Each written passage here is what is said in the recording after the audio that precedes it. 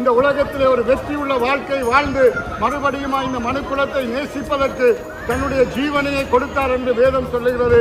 யோவான் 3:14 சொல்லுகிறது, தேவன் நம்முடைய ஒரே பேரான குமாரனை விசுவாசிக்கிறவர்களோ அவன் கெட்டுப்போகாமல் நித்திய வாழ்க்கையை அடையும்படியாக அவரை தந்தருளி இவ்வளவா இந்த உலகத்திலே அன்பு கூர்ந்தார். அந்த இயேசு உங்களுக்காக தன் ஜீவனையை கொடுத்தார். அவர் சொன்னார், தன் ஜீவனை தன் சிநேகிதனுக்காக ஜீவனை கொடுக்கிற அன்பிலும் பெரிதான அன்பு இந்த உலகத்தில் இல்லை.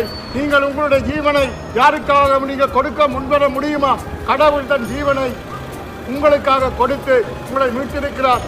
நீங்கள் இந்த இயேசுவை அறியுங்கள், இந்த இயேசுவை விசுவாசிங்க, அவரை நம்புங்க. உங்களுடைய வாழ்க்கையில் கஷ்டம், துன்பம், வியாதிகள், பலவீனங்கள் எல்லாவற்றையும் நீக்கி இந்த உலகத்தில் அவர் உங்களை ஆசீர்வதிப்பார். அது மாத்திரமல்ல, நீங்கள் அவர் மூலமாய் கடவுளோடு நித்தியமாய் வாழ்கிற ஒரு வாழ்க்கையில அவர் உங்களை நடத்துவார். இன்றைக்கு இருக்கிற மக்களை